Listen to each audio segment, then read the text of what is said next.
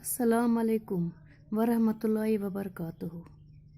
इल्म कहते हैं जिसे सबसे बड़ी दौलत है ये, इल्म कहते हैं जिसे सबसे बड़ी दौलत है ये, ढूंढ लो इसे अगर दुनिया में इज़्ज़त चाहिए, ढूंढ लो इसे अगर दुनिया में इज़्ज़त चाहिए।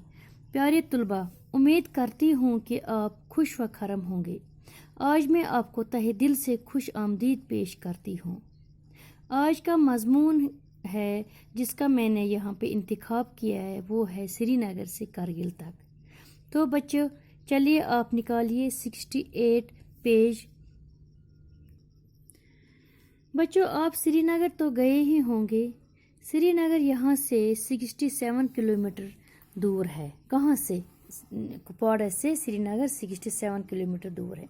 बच्चों, आपको ये जानना ज़रूरी है कि लद्दाख के 2 ज़िले हैं, ज़िला लेह और ज़िला कारगिल। ज़िला लेह का सदरी मुकाम पहले मैं आपको बताऊंगी किसको बोलते, दारुल हुकूमत यानी कैपिटल को। वो लेह का कस्बा है। कौन है? लेह का सदरी मुकाम ही लेह है। और ज़िला इस कारगिल का जो दारुल हुकूमत कस्बा कारगिल ही है। कारगिल लेह से 204 किलोमीटर दूर है। देखो बच्चों, लद्दाख जब आप जाते हो, लद्दाख आजकल हम जाते हैं, आजकल ट्रकों के ज़रिए, जीपों के ज़रिए, कार, सोमो और छोटी गाड़ियां जाती है। सर्दियों में ये सड़क बंद रहती है। पहले सिर्फ 6 महीने ही रास्ता खुला रहता था, मगर अब आजकल हवाई सर्विस यानी हवाई जहाज़ भी लद्दाख की तरफ निकलता है, तो यहाँ पे अब आसानी होती है। तो बच्चों, पहले वहाँ के लोग सर्दियों में सारा कोटा डंप करके रखते थे, यानी जो खाने पीने का सामान होता था वो वहाँ पे स्टोर करके रखते थे। लेकिन आजकल यहाँ पे इतनी सहूलियत आई है, जब से ये हवाई सर्विस शुरू हो गई है, तो यहाँ पे अब लोगों को वो करने की ज़रूरत नहीं पड़ती है।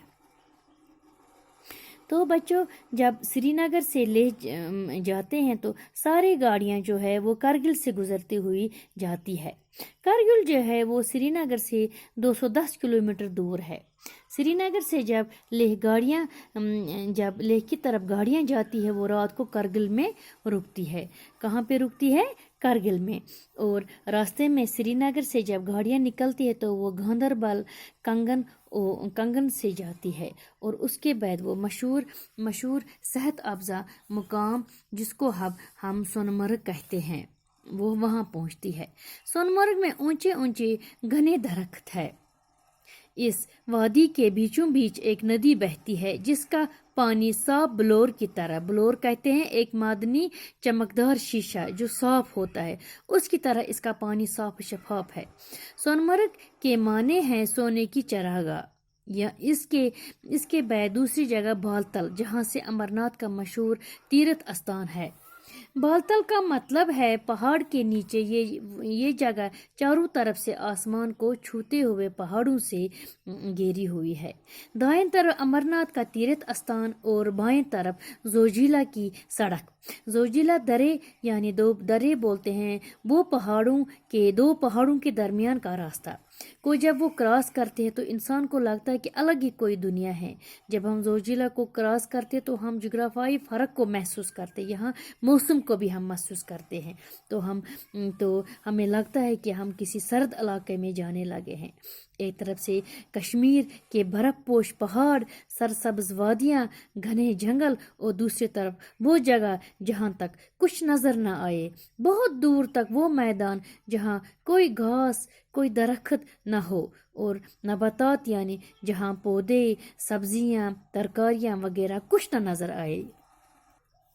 पहाड़ों से गुजरते हुए श्रीनगर ले शहरा पर लद्दाख का पहला गांव मटाये नजर आता है। उसके बाद द्रास आता है, जो दुनिया में साइबेरिया के बाद दूसरा सर्द तरीन मुकाम है। ये आपको परसों पेपर में भी, उर्दू पेपर में भी आया था कि साइबेरिया के बाद कौन सा दूसरा सर्द तरीन इलाका है, तो आपने सही जवाब लिखा था द्रास।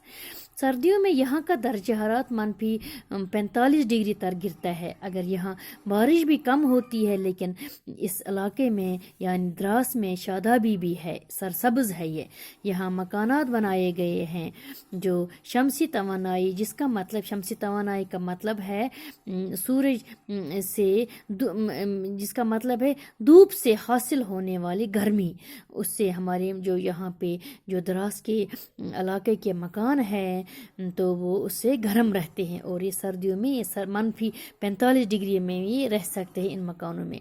द्रास से जब गुजरते हैं तो रास्ते में नंगे पहाड़ यानी बिना दरख्तों के पहाड़, नंगे बोलते हैं जिसमें कोई दरख्त ना हो, पथरीले पहाड़, शहरा दरिया द्रास के किनारे किनारे होती हुई ग्रिबू बोलते ग्रबू नाम के गाँव से गुजरते हैं। लेह के बाद कारगिल लद्दाख का सबसे ज़्यादा आबाद और बारौनक कस्बा है। श्रीनगर से लेह जाने वाली और लेह से श्रीनगर आने वाली तमाम जो गाड़ियां हैं वो रात को कारगिल में ही ठहरती है। कहाँ ठहरती है? कारगिल में। तो ये कारगिल में ही ठहरती हैं। सयाहों और दीगर मुसाफिरों की आमद की वजह से यहाँ कई होटल भी है, बड़े बड़े बाज़ार भी है, बहुत रौनक लगी होती है बाज़ारों में। कारगिल में बेत के दरख्त है जो बेत के दरख्त जो है ये इनको जब ये ईंधन वगैरह का जलाने के काम आता है, बेत के दरख्तों की लकड़ियाँ। खुबानी हैं जिसको बटसेर बोलते हैं कश्मीरी में, जवार है, छोटे सेब है और दूसरे फलों की पैदावार भी होती है। कारगिल के फल छोटे साइज के होते हैं मगर लज़्ज़तदार होते हैं, रसदार होते हैं और बहुत मीठे भी होते हैं। यहाँ साल में 2 फसलें उगाई जाती हैं। यहाँ यानी कारगिल में पढ़ाई बहुत आम हो गई है। यहाँ पे बहुत पहले ज़माने में इतनी पढ़ाई नहीं होती थी, अब यहाँ की पढ़ाई बहुत आम हो गई। यहाँ पे जगह जगह प्राइमरी स्कूल है, मिडिल स्कूल है, हायर सेकेंडरी है, डिग्री कॉलेजेस भी है। तो मुख्तलिफ सरकारी दफातर भी है, हस्पताल भी है, तालीमी इदारे भी है जिसमें औरतें भी काम करती है। वहाँ पहले ज़माने में ये रिवाज नहीं था औरतें सरकारी दफातर में काम करें, मगर आजकल औरतें भी सरकारी दफातरों में काम करते। और इस ज़िले के सरकारी दफातर की नई इमारतें कारगिल से तकरीबन 4 किलोमीटर दूर बड़ो में तामीर की गई है। बड़ो एक जगह है जहाँ पे तामीर की गई है।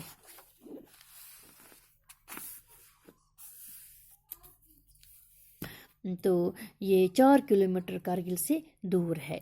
बड़ो जो है इसमें एक खानका भी है, खानका बोलते हैं जहाँ कोई मतलब ये ना दुआ कोई जाए, खानकों में जाते हैं जहाँ पे दुआ की जाती हैं। बड़े कोई बुज़ुर्ग वहाँ पे होता है खानका में, वहाँ उसको बोलते हैं खानकाए। क्या बोलते हैं? खानकाए। तो वहाँ पे लोग, वहाँ पे भी है, बड़ों में भी है एक खानका है जहाँ मुख्तलिफ मज़हब के लोग मतलब आते हैं मांगने के लिए, खुदा से मांगते हैं वहाँ पे। तो वहाँ पे ये कारगिल में भी ये बड़ो एक बहुत दूर एक जगह का इस जो ये खानका है यहाँ पे बहुत मुख्तलिफ मज़हब के लोग आते हैं, मांगने के लिए आते हैं। और इस खानका की ज़ियारत के हर मज़हब के लोग आते हैं। कारगिल के बीचों बीच बहने वाला साफ व शफाफ पानी का दरियाए सोरो इस मुकाम की कुदरती खूबसूरती में इजाफा करता है। इस कस्बे के आसपास बहुत से छोटे छोटे गाँव आबाद हैं। जिस तरह आप लोग आम ज़रूरियात की चीज़ें हासिल करने के लिए मुख्तलिफ जचलडारा है, जैसे हंदवाड़ा है, जाते हो, इसी तरह यहाँ के लोग जो है ये भी इनको कारगिल आना पड़ता है। वहाँ के लोगों को कारगिल आना पड़ता है। यहाँ पे सरकारी दफातर है, फार्म्स है, हवाई अड्डा भी है। आपको पता है श्रीनगर जो है वहाँ भी हवाई अड्डा यहाँ पे मत है, और किसी जगह श्रीनगर के बगैर। इस तरह कारगिल में भी ये चीज़ें हैं, हवाई अड्डा हैं, सयाहों के लिए खूबसूरत जगह हैं, जैसे سری نگر میں نشاط شالیمار ہے، گلمرگ ہے، یہ سری نگر میں ہی ہے نا، یہاں پہ مت ہے اور کسی جگہ. اس طرح کرگل میں بھی سیاحوں کے لیے خوبصورت جگہیں ہیں، ہوائی اڈے ہیں، باقی چیزیں ہیں. کرگل میں مسلمان اور بودھ آباد ہے. لوگ کھیتی باڑی کرتے ہیں، کھیتوں میں کام کرتے ہیں. ان کا جو لباس ہوتا ہے، رہن سہن ایک جیسا ہے. یہاں کے لوگ بودھی مطلب وہاں کے نا مطلب ان کی بودھی پرکی اور بھلتی بولتے ہیں. یہ زبان جس طرح ہم کشمیری بولتے ہیں وہاں پہ یہ بودھی اور پرکی بولتے ہیں. اور یہاں کا مخصوص لباس لمبا چوگا ہے. تو اس چوگے کے ساتھ کمر بند کا استعمال کرتے ہیں. کچھ لوگ انگریزی لباس یعنی کوٹ پینٹ جیکٹ لگاتے ہیں، جینز لگاتے ہیں، شرٹس لگاتے ہیں، لڑکیاں سکرٹ لگاتے ہیں، ٹاپس لگاتے ہیں. یہاں پہ یہ لوگ یہ ایسے لباس بھی لگاتے ہیں. یہاں مسجدیں اور امام باڑے نظر آتے ہیں. بچوں یہ تھا آج کا ہمارا موضوع سری نگر سے کرگل تک. تو بچوں آپ نے اچھی طرح سے اس لیسن کو سمجھا ہوگا اور دھیان سے سمجھا ہوگا. اور بچوں کل میں آپ کو اس لیسن کے سوالات کے جواب لکھاؤں گی. امید کرتی ہوں کہ آپ گھر بیٹھے اچھی طرح سے پڑھو گے اس لیسن کو. تو آپ سے اجازت لیتی ہوں. خدا حافظ.